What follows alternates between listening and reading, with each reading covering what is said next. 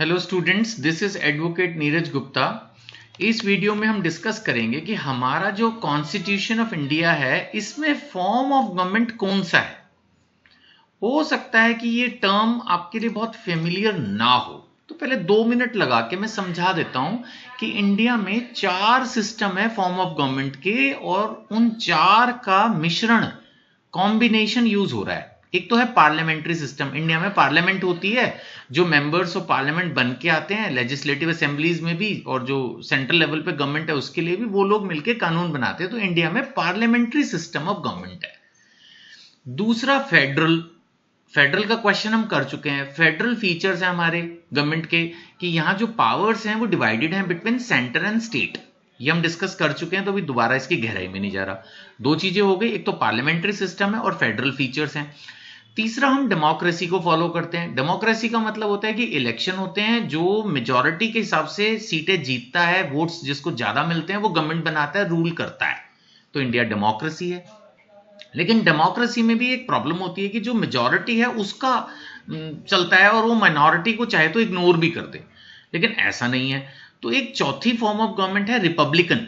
आपको ध्यान होगा रिपब्लिक डे ऑफ इंडिया होता है, तो यानी जो कॉन्स्टिट्यूशन है हमारा वो रिपब्लिक फॉर्म ऑफ गवर्नमेंट की तरफ ज्यादा झुका हुआ है। रिपब्लिक, रिपब्लिक यानी रिप्रेजेंटेशन ऑफ पब्लिक। तो है तो वही डेमोक्रेसी वाला सिस्टम, बट इसमें फर्क क्या होता है कि जो रिप्रेजेंटेटिव्स भी हैं वो भी सुप्रीम नहीं होते। बेशक आपने मेजॉरिटी वोट्स लेके गवर्नमेंट बनाई, लेकिन still you are not the supreme.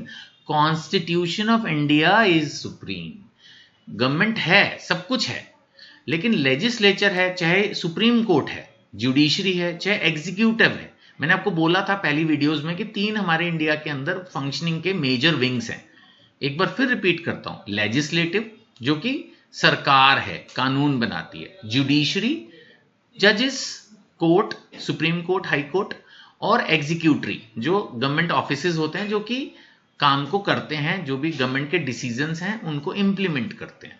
लेकिन ये तीनों के तीनों सबॉर्डिनेट हैं, और इनका असली बॉस कौन है? Constitution of India. इंडिया में कॉन्स्टिट्यूशन ही सबसे ऊपर है, इन तीनों के भी ऊपर है। सो इसका मतलब इस क्वेश्चन का आंसर बिल्कुल आखिरी लाइन में मिलेगा कि इंडिया में फॉर्म ऑफ गवर्नमेंट क्या है। लेकिन कोई सस्पेंस नहीं है, मैंने पहले ही आपको बता दिया कि 4 सिस्टम पढ़ाऊंगा। पार्लियामेंट्री, इंडिया में पार्लियामेंट होती है जैसा कि ब्रिटिश मॉडल में थी।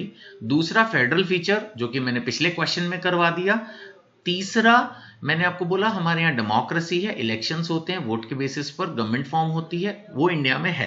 लेकिन प्योर डेमोक्रेसी नहीं है, रिपब्लिकन सिस्टम है जिसके अंदर रिप्रेजेंटेटिव्स ऑफ पब्लिक जो चुने जाते हैं वो काम करते हैं। लेकिन ultimately no one is above the law, and the law is constitution. जितने भी कानून बनते हैं वो भी कॉन्स्टिट्यूशन के हिसाब से बनते हैं। अगर कोई ऐसा कानून बने जो कॉन्स्टिट्यूशन को ही ओवर रूल कर रहा हो, तो वो कानून ही रद्द है, वो रॉन्ग लॉ है।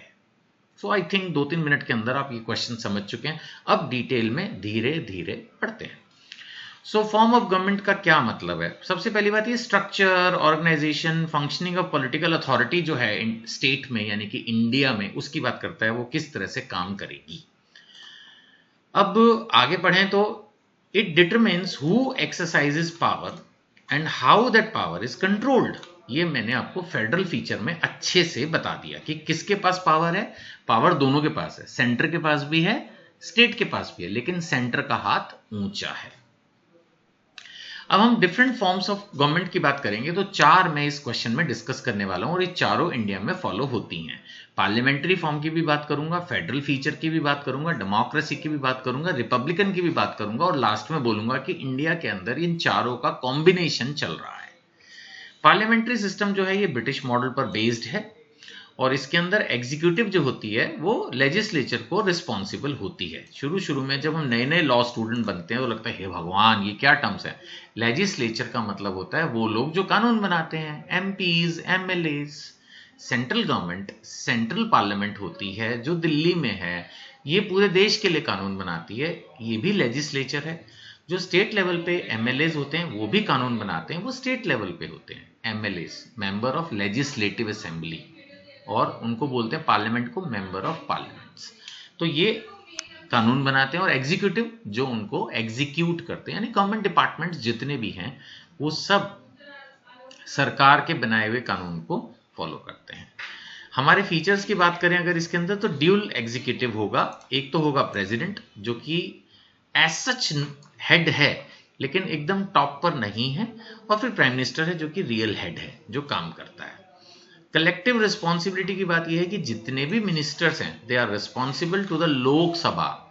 मेनली जो पावरफुल है वो है लोकसभा, इसमें एमपीज होते हैं जो इलेक्शन लड़के आते हैं, और इनका लीडर होता है प्राइम मिनिस्टर जिसके पास रियल एग्जीक्यूटिव अथॉरिटी है।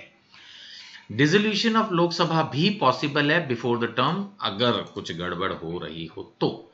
कोई खास केस नहीं है, ये इंपॉर्टेंट नहीं है, ठीक ठीक है। एग्जीक्यूटिव पावर इज को एक्सटेंसिव विद लेजिस्लेटिव पावर, ये दोनों साथ साथ चलती हैं। देन अब आ जाता है हमारा फेडरल स्ट्रक्चर, यानी मैंने आपको एक चीज मोटा माटी बता दी कि इंडिया में पार्लियामेंट्री सिस्टम है, स्टेट लेवल पर भी पार्लियामेंट होती है, एक तरह से उसको बोल देते हैं लेजिस्लेटिव असेंबली, हिंदी में विधानसभा।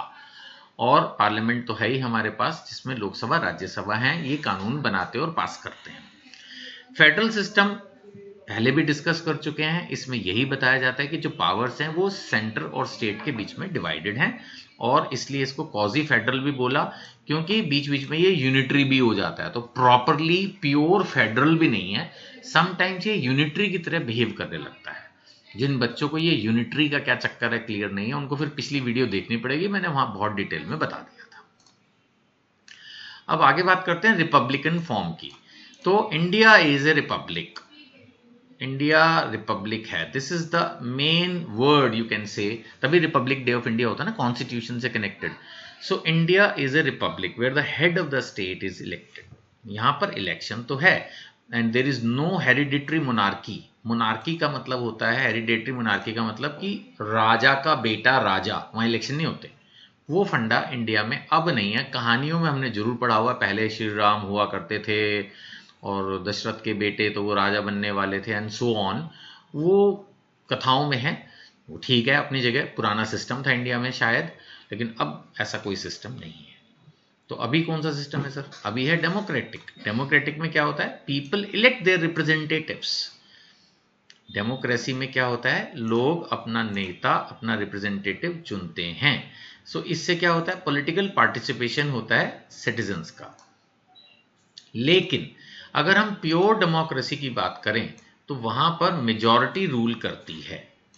अगर मैं प्योर डेमोक्रेसी की बात करूं, इंडिया में प्योर डेमोक्रेसी नहीं है, डेमोक्रेसी है, यहां पर जो जीतता है, जिसके पास सबसे ज्यादा वोट होते हैं, वो गवर्नमेंट फॉर्म करता है, लेकिन ऐसा नहीं है कि वो सुप्रीम हो जाता है। प्योर डेमोक्रेसी में वो सुप्रीम हो जाता है, माइनॉरिटी को इग्नोर भी कर सकता है, बट इंडिया में कॉन्स्टिट्यूशन सुप्रीम है। तो रूल ऑफ लॉ है इंडिया में, no person is above the law, equality before the law is guaranteed, और हमारी जुडिशरी इंडिपेंडेंट है, और जुडिशरी जो है वो प्रोटेक्ट करती है कॉन्स्टिट्यूशन और फंडामेंटल राइट्स को। तो हमने पहले भी पिछली वीडियो में भी, यानी पिछले क्वेश्चन में भी ये बात पढ़ी थी कि जुडिशरी जो इंडिया में है वो कस्टोडियन है, गार्ड है, किसकी? कॉन्स्टिट्यूशन ऑफ इंडिया की। और कॉन्स्टिट्यूशन ऑफ इंडिया कौन है? Supreme power. पूरा देश कॉन्स्टिट्यूशन ऑफ इंडिया के हिसाब से चलता है। और ये बात जुडिशरी के फेवर में Kesavananda Bharati versus state of Kerala, मैंने पिछली वीडियो में भी बताया था कि ये केस याद रख लेना, कॉन्स्टिट्यूशन का पेपर अगर लिख के आ रहे हो तो ये केस तो कहीं ना कहीं आएगा ही आएगा घूम फिर के।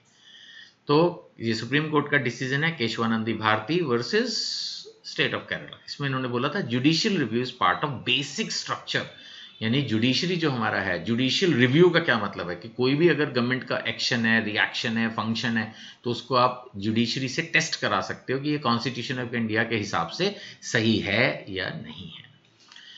अब इंडिया जो है वो सेकुलर स्टेट है, India has no official religion. हो सकता है कि कोई रिलीजन बेस्ड पार्टी मेजॉरिटी में आ जाए, वो सबसे ज्यादा वोट्स ले ले, but still India remains a secular state. India का कोई ऑफिशियल रिलीजन नहीं है, ना तो इंडिया क्रिश्चियन कंट्री है, ना हिंदू कंट्री है, ना एनी अदर रिलीजन कंट्री है। All religions are equal. और फिर हमारे यहाँ वेलफेयर पर फोकस है, ये भी कॉन्स्टिट्यूशन का एम है। They try to promote the social and economic welfare. वो चाहते हैं कि सब लोगों को एम्प्लॉयमेंट मिले, सब लोगों को एजुकेशन मिले, मेडिकल फैसिलिटीज मिले, right to life, right to dignity, right to speech, ये सब जितने भी फंडामेंटल राइट्स हैं, ये सब एक वेलफेयर स्टेट के लिए ज़रूरी हैं। और इंडियन कॉन्स्टिट्यूशन इंडियन सिटीजन्स को, इंडिया में रहने वालों को ये सारे राइट्स प्रोवाइड करता है। अगर हम बात करें सेपरेशन ऑफ पावर्स की, तो कॉन्स्टिट्यूशन ने 3 विंग्स में इंडिया की वर्किंग को डिवाइड किया हुआ है। ये बात 10वीं बार बता रहा हूं। 3 कौन कौन है? Legislature, executive and judiciary. Legislature का मतलब पार्लियामेंट्स, एमपीज, एमएलएस। एग्जीक्यूटिव तो हो गया सरकारी जितने भी अफसर दफ्तर हैं जो काम कर रहे हैं उसको, और जुडिशरी हो गया courts, high court, supreme court, district court, सब। तो ये 3 हिस्सों में है। So India combines features of parliamentary, federal and republican system. यहाँ 3 की बात की, डेमोक्रेसी छोड़ दिया, वैसे चारों ही है। लास्ट में कंक्लूजन में मैंने चारों वर्ड यूज किए, यहाँ पर भी आप लिख सकते हो कि हम पार्लियामेंट्री फीचर भी ले रहे हैं, हम फेडरल फीचर भी ले रहे हैं, हम रिपब्लिकन भी ले रहे हैं और डेमोक्रेसी भी ले रहे हैं, चारों ही है। ठीक है ना। इससे अकाउंटेबिलिटी भी आ रही है कि हाँ भाई कौन क्या कर रहा है, स्टेबिलिटी भी रहती है, थोड़ा फ्लेक्सिबिलिटी भी रहती है। एकदम रिजिड नहीं है इंडिया में कि भाई एक राजा है वही सब कुछ करेगा, या जो मेजॉरिटी से जीत गया वही सब कुछ करेगा, या जो एक पर्टिकुलर रिलीजन का वही सब कुछ करेगा ना। बहुत अलग अलग अलग अलग अलग जो है ना चेक्स एंड बैलेंसेस का सिस्टम इंडिया में लगाया हुआ है। सो इसीलिए हम ये कह सकते हैं कि we have a unique blend of various systems. Unique blend. इतना बड़ा हमारा देश है, एक फंडा लेके 150 करोड़ की आबादी को नहीं चलाया जा सकता। सो डेमोक्रेसी, जस्टिस, गुड गवर्नेंस, अगर इन सब चीज़ों को अचीव करना है तो इंडिया ने वो चीज़ें अचीव की हुई हैं, बिल्कुल अचीव की हुई हैं, क्योंकि हमारे यहाँ चारों को पकड़ लिया, parliamentary, federal, democratic and Republican form of government. तो चारों फीचर यहाँ पर मैंने क्लियरली दे दिए, चारों को हम यूज करते हैं। पार्लियामेंट्री सिस्टम, फिर रिपीट कर रहा हूँ, इसमें पार्लियामेंट्स होती हैं इंडिया में, दोनों जगह पार्लियामेंट एक तरह से सेंट्रल लेवल पर भी है और स्टेट लेवल पर भी है। फिर फेडरल फीचर है, पावर्स डिवाइडेड हैं सेंटर और स्टेट में, यूजली दोनों अलग अलग शांति से काम करते हैं, बहुत जरूरत पड़ जाए तो सेंट्रल गवर्नमेंट का हाथ ऊपर है। डेमोक्रेसी, यहाँ पर इलेक्टेड लीडर्स हैं, लेकिन ये नहीं है कि जो इलेक्ट होकर आ गए वही सुप्रीम है, तो इसलिए फिर रिपब्लिकन फॉर्म ऑफ गवर्नमेंट है। रिपब्लिक डे माने कॉन्स्टिट्यूशन डे, यानी कॉन्स्टिट्यूशन सुप्रीम है, no one is above the law. Judiciary उसको गार्डियन, एक कस्टोडियन की तरह से रहती है। एग्जीक्यूटिव रिस्पॉन्सिबल तो है लेजिस्लेचर के लिए, लेकिन फिर भी इंडिपेंडेंट है और वो भी इंडिपेंडेंट अपना काम कर सकते हैं।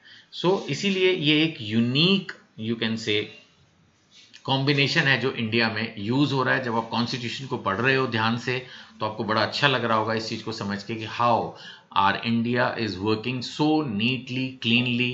ये तो यहाँ के लोग ही गड़बड़ करते हैं, मैं आपको सही बताऊं, नहीं तो इंडिया बहुत जल्दी सुप्रीम पावर बन सकता है अगर लोग सुधर जाएं। होता क्या है कि हम यही सोचते रहते हैं कि गवर्नमेंट, अदरवाइज हमारा जो कॉन्स्टिट्यूशन है, हमारे जो सिस्टम्स हैं वो बहुत परफेक्ट हैं। अगर लोग थोड़ा सुधर जाएं, बल्कि मैं तो कह रहा हूं, तो इंडिया बहुत जल्दी most advanced, most powerful country of the world बन सकती है। बहुत अच्छा सिस्टम इंडिया के अंदर है, राइट।